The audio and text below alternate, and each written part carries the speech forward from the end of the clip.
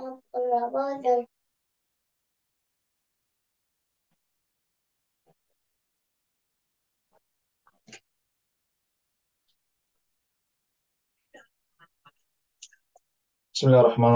Assalamualaikum warahmatullahi wabarakatuh.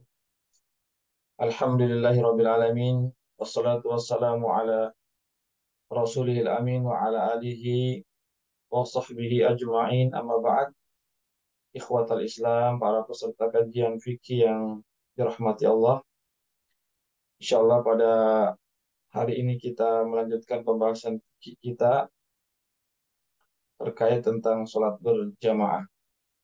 Pada pertemuan sebelumnya kita sudah membahas sebagian pembahasan terkait sholat berjamaah. Sekarang kita melanjutkan tentang tata cara sholat berjamaah. Tentang tata cara sholat berjamaah, ini terdapat dalam hadis yang diriwayatkan oleh Abu Hurairah, hadis yang sahih, bahwasanya Rasulullah SAW bersabda, Innama ju'ilal imamu liyu'tamma bihi. Sesungguhnya imam itu dijadikan untuk diikuti. Ya, jadi imam itu diadakan, adanya imam dalam sholat berjamaah adalah untuk diikuti. Jadi makmum mesti mengikuti imam, baik mengikuti dalam ucapannya ataupun gerakannya. Ya, seperti kata Nabi, "Faidza kabbara fakabbiru." Apabila imam bertakbir, maka bertakbirlah. Artinya ketika imam Allahu Akbar, maka makmum juga segera mengucapkan Allahu Akbar. Ya, pada saat takbiratul ihram misalnya. Wala tukabbiru hatta yukabbira. Janganlah kalian bertakbiratul ihram sampai imam bertakbir terlebih dahulu. Artinya jangan kita mendahului imam bertakbir. Ya, artinya selesaikan dulu imam bertakbir, Allahu Akbar, baru kita juga mengucapkan Allahu Akbar. Wa idza raka'a farka'u, dan apabila imam ruku maka hendaklah kalian ruku. Ya, artinya jangan mendahului imam ruku. Wala tarka'u hatta yarka'a. Janganlah kalian ruku sampai imam ruku terlebih dahulu. Ya, wa idza qala sami'allahu liman hamida. Dan apabila imam mengucapkan sami'allahu liman hamida, faqulu rabbana walakal hamd. Maka hendaklah kalian mengucapkan rabbana walakal hamd. Jadi makmum tidak membaca sami'allahu liman hamida, hanya membaca rabbana walakal hamd. Adapun ucapan sami'allahu liman hamida ini bagi imam dan bagi orang yang sholat sendirian. Wa idza sajada fasjudu, dan apabila imam sujud, maka kalian pun juga sujud. Fala tasjudu hatta yasjuda. Ya, janganlah kalian sujud sebelum imam sujud. Ya, pernah diriwayatkan dalam hadis Rasulullah SAW, ya hadis riwayat Bukhari, ya hadis yang sahih, bahwasanya ini pernyataan daripada Al-Bara' bin Azib, seorang sahabat Rasulullah SAW, mengatakan kana Rasulullah SAW idza qala sami Allah liman hamida, ya lam yahin ahadun minna zahrahu aw lam yuhin ahadun minna zahrahu hatta yaqa an-nabiy sallallahu alaihi wasallam sajidan summa naqa'u sujudan ba'dahu. Ya, hadis riwayat Bukhari dan Muslim. Ya, Al-Bara bin Azib, salah seorang sahabat Rasulullah sallallahu alaihi wasallam, mengatakan adalah Rasulullah sallallahu alaihi wasallam apabila beliau mengucapkan sami Allahu liman hamida, ya artinya bangkit dari ruku, maka salah seorang dari kami tidak ada satupun yang eh, menggerakkan punggungnya, ya artinya tidak satupun yang turun untuk sujud sampai Nabi pun sujud terlebih dahulu. Ya, maka ketika Nabi sudah sujud, sudah meletakkan dahinya di lantai, maka kami pun juga sujud ya setelah Nabi sujud. Artinya kita harus memastikan bahwasanya imam betul-betul sudah sujud, maka kita pun juga harus sujud setelah itu. Jadi jangan kita mendahului imam sujud padahal imam belum sujud. Yaitu terkait ya tentang apa namanya tentang eh, bagaimana kita caranya mengikuti imam. Jadi sekali lagi tidak boleh kita mendahului imam dalam ucapan dan gerakan-gerakan sholat, dan jangan juga kita apa namanya terlalu lambat, ya terlalu lambat mengikuti imam. Ya jangan juga terlalu lambat mengikuti imam, tapi kita bersegera. Ketika imam takbir Allahu Akbar, maka kita segera Allahu Akbar. Ketika imam sudah ruku, ya ketika imam sudah ruku, maka kita segera ruku. Ya itu, ya. Kemudian sambungan hadis ini yang berbunyi idza wa idza shalla qa'idan fa shallu qu'udan ajma'un. Ini hadis riwayat Abu Daud, dan dasar asal daripada hadis ini terdapat dalam hadis Sahih Bukhari dan Muslim. Kemudian Nabi melanjutkan, apabila ya salah seorang kalian sholat, ya apabila imam sholatnya duduk dalam keadaan duduk, ya karena faktor sakit misalnya tidak bisa berdiri, maka hendaklah kalian sholat dalam keadaan semuanya dalam keadaan duduk. Ya, ini berkaitan dengan tatkala imam tidak bisa berdiri karena faktor sakit, maka diperbolehkan imam sholat dalam keadaan duduk. Maka para makmumnya juga harus sholatnya dalam keadaan duduk, meskipun para makmumnya dalam keadaan sehat. Ya, meskipun ini terjadi perbedaan pendapat para ulama. Ada juga yang mengatakan sebagaimana Imam Bukhari ya mengatakan artinya tetap imamnya meskipun imamnya sholat dalam keadaan duduk, maka makmumnya tetap sholat dalam keadaan berdiri.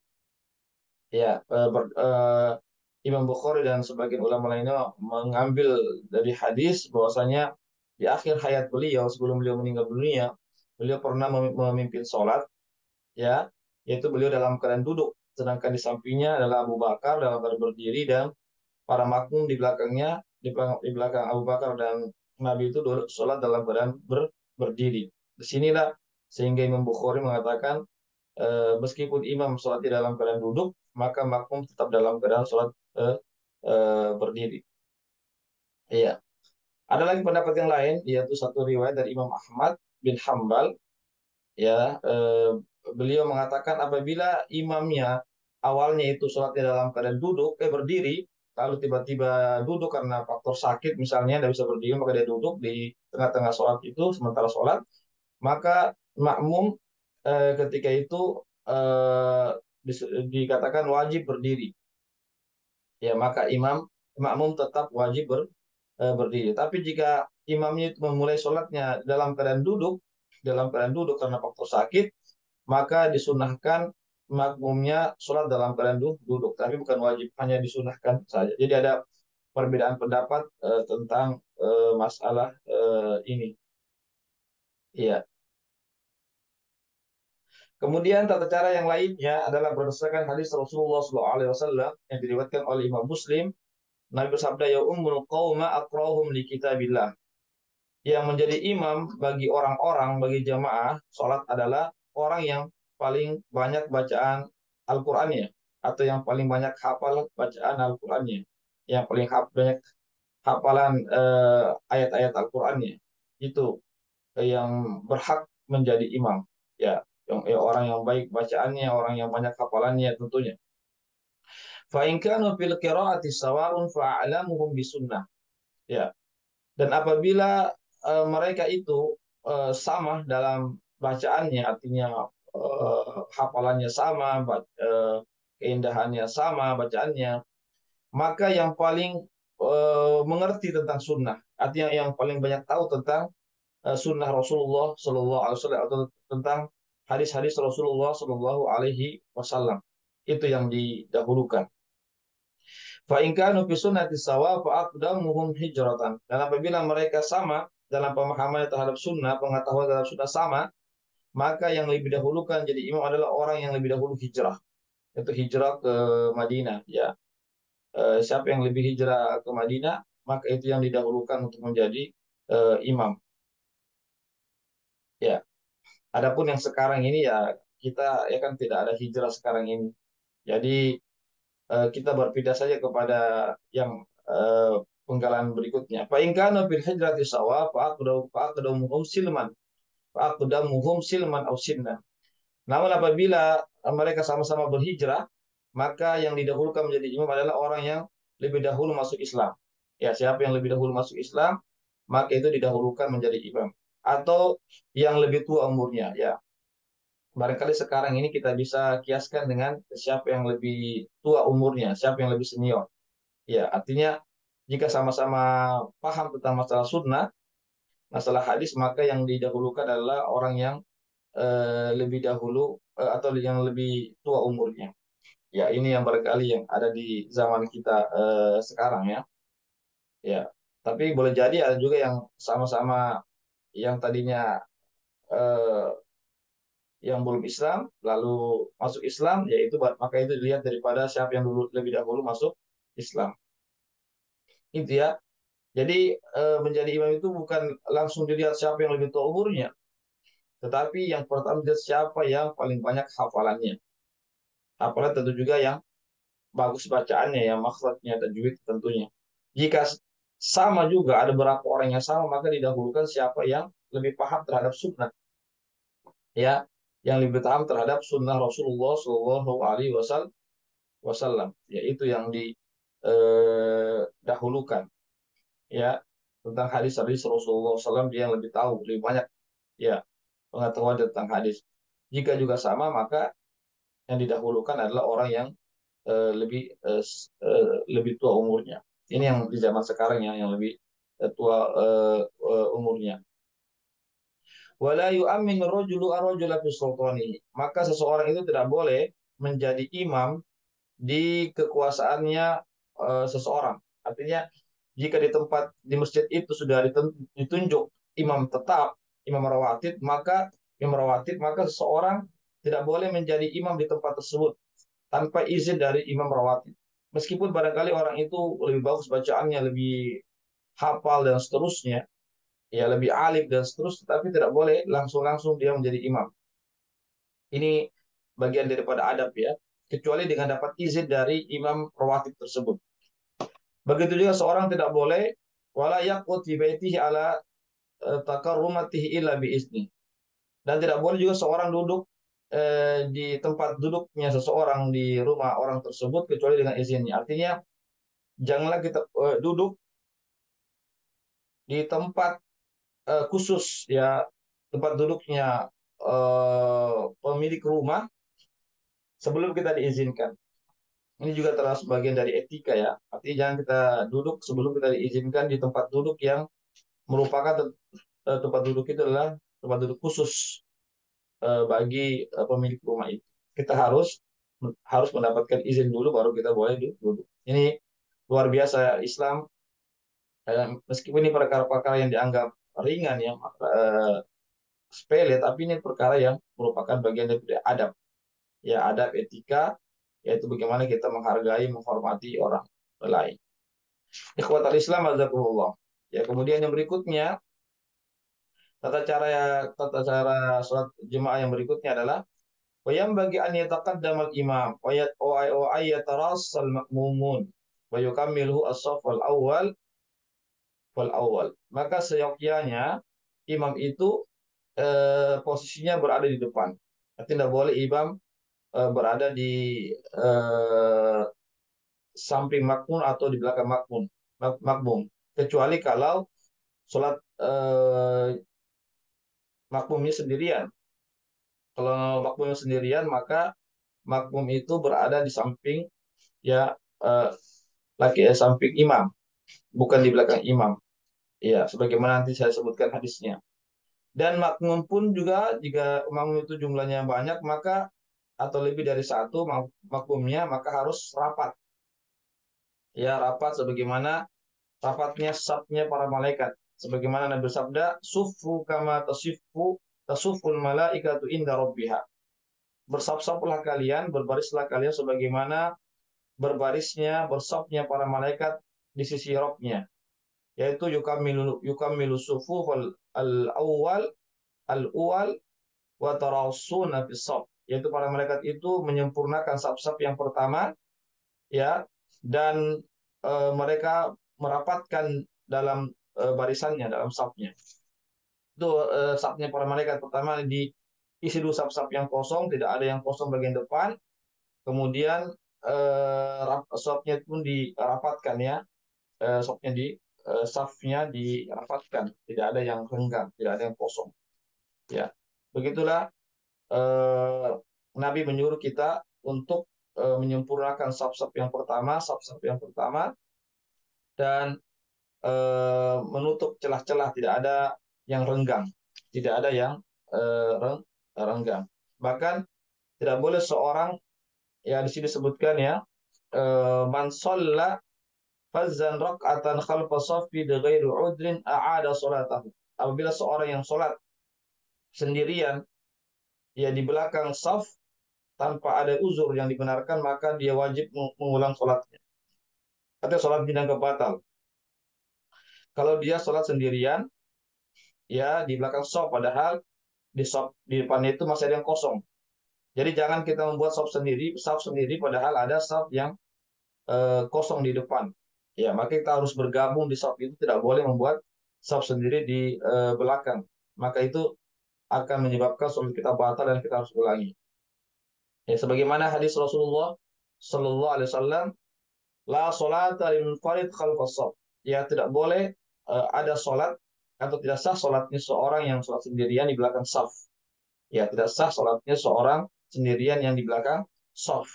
Ya, kecuali kalau saf-saf yang di depan itu sudah full semua, tidak bisa lagi dimasuki, maka dia tidak mengapa membuat saf sendirian di belakang. Ya, Allahu a'lam bissawab.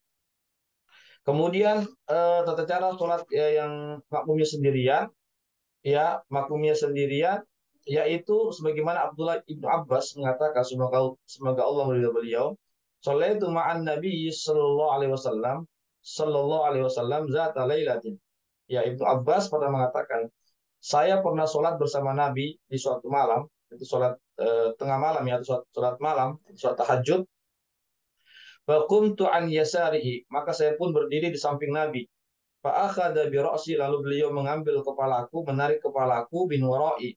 Ya, dan apa namanya? Faja'alani an yamini, dan dia pun memindahkan aku ke sebelah kanan, ke sebelah kanan Rasulullah Shallallahu Alaihi Wasallam. Ini hadis riwayat yang sahih riwayat Bukhari dan Muslim. Artinya untuk makmum yang sendirian, maka posisinya itu berada di samping kanan imam, bukan di samping kiri imam, bukan juga di belakang imam, tapi di samping kanan imam. Ya, sebagaimana tadi Abdullah bin Abbas berdiri di samping kiri imam, kalau Nabi memindahkan beliau ke samping kanan Rasulullah Shallallahu Alaihi Wasallam. Ya, namun jika ada yang dua orang, ya, makmumnya, misalnya ada yang datang setelahnya, maka yang di sampingnya itu mundur ke belakang, sehingga dua orang itu pun berada di belakang imam. Itu kalau makmumnya dua orang lebih. Ya. Kemudian dalam sabda yang lain, hadis riwayat Bukhari dan Muslim, Nabi kita Muhammad Sallallahu Alaihi Wasallam bersabda, "Idza sami'tumul iqama famshu ila sholati wa alaikumus sakinatu wal waqar." Apabila kalian telah mendengarkan suara iqamah, artinya masjid akan dikumandangkan, iqamah akan telah dikumandangkan, famshu ila sholati, maka hendaklah kalian berjalan menuju sholat, ya menuju masjid, dan dalam keadaan tenang dan tidak terburu-buru. Wala tusri'u, jangan terburu-buru, jangan tergopoh-gopoh. Artinya jalannya kita ya santai saja, biasa saja, jangan sampai berlari dan seterusnya. Ama adraktum fasollu, dan apa saja yang kamu dapatkan dari sholat itu, maka hendaklah kalian sholat bersama imam. Wa ma fatakum fatimmu, dan apa saja yang kalian terluput dari sholat tersebut, maka sempurnakanlah. Ya begitu ya. Jadi aturan dalam sholat ini mesti kita ketahui sebagaimana arahan dari Rasulullah Shallallahu Alaihi Wasallam. Kemudian ini hadis riwayat Bukhari dan Muslim, hadis yang sahih. Kemudian yang terakhir adalah hadis Rasulullah Shallallahu Alaihi Wasallam sebagaimana disebutkan dalam kitab ini, "Idza adda ahadukum sholata wal imam ala halin falyasna kama yasna'ul imam." Ini hadis riwayat Tirmidzi dan hadisnya sahih. Nabi bersabda, apabila salah seorang dari kalian mendatangi sholat berjamaah lalu dan imam pada keadaan tertentu, apakah rukuk kah, apakah sujud kah, apakah berdiri kah, falyasna kama yasnaul imam, maka hendaklah kamu berbuat sebagaimana yang dilakukan oleh imam. Artinya kalau imamnya berdiri, kita juga berdiri. Kalau imamnya sujud, maka kita juga bertakbir lalu sujud. Ketika imam ruku, maka kita pun juga bertakbir lalu ruku.